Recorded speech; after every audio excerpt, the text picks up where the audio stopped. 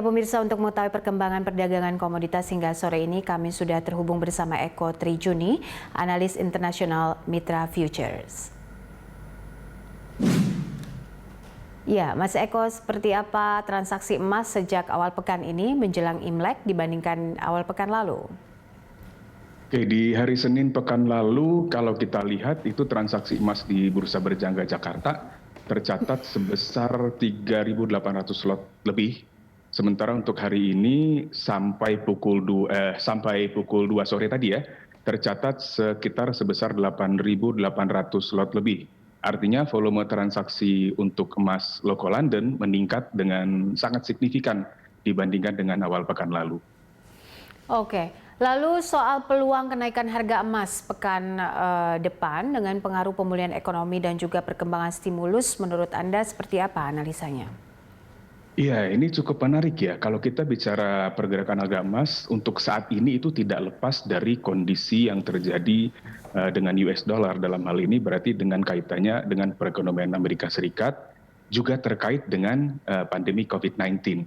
Seperti yang kita ketahui, Amerika Serikat sekarang itu dengan pemerintahan yang baru di bawah Joe Biden, itu masih mengakomodir stimulus dalam rangka penanggulangan dampak pandemi COVID. Jadi semacam bantuannya lah ya.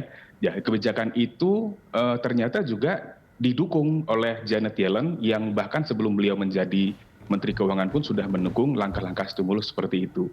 Nah, kalau kita lihat juga stimulus Amerika Serikat itu saat ini itu merupakan yang terbesar dalam sejarah Amerika Serikat, sekitar 1,9 triliun US dollar. Nah, yang menarik adalah bahwa Rekomendasi Anda mungkin bagi investor emas hingga akhir untuk awal Februari ini seperti apa, Mas Eko?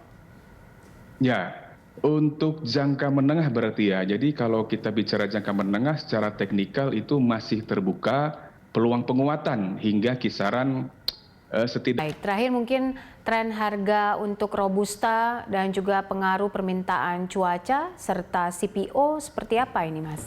Oke, nah kalau kita lihat nih kopi ya, kopi ini terutama secara umum Robusta kah atau Arabica kah, dalam setahun terakhir ini permintaan kopi itu justru mengalami gangguan karena COVID.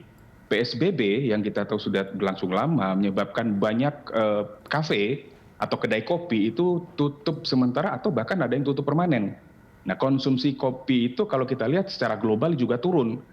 Kalau tidak salah sekitar 0,9% dibandingkan dengan tahun lalu. Tapi di saat yang sama produksinya juga turun, itu lebih besar lagi sekitar 6%. Nah, secara teknikal saya lihat harga Robusta dunia juga cenderung under pressure ya, meskipun secara teknikal dia memang sedang berada di area support yang cukup penting.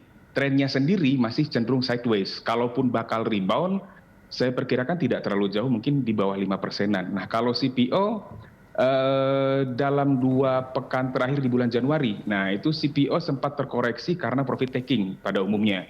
Tapi secara teknikal dia memperlihatkan rebound dan tren utamanya juga masih up sebenarnya. Nah, kalau kita lihat tinjauan analisis fundamentalnya juga ada kemungkinan CPO akan melanjutkan rebound karena adanya tekanan dari pemerintahan Amerika Serikat, walaupun di bawah Biden mereka masih belum 100% akur terhadap Tiongkok. Nah, kalau kebutuhan CPO Tiongkok dan juga kalau kita gabung dengan kebutuhan CPO India, dan kalau kita gabungkan semua itu penduduknya itu sekitar 2,5 miliar lebih, dan kebutuhan mereka hanya ditopang oleh Indonesia dan Malaysia, maka potensi kelangkaan supply akan terjadi. Apalagi kalau kita lihat secara historis, siklus produksi sawit itu di bulan Januari itu biasanya turun.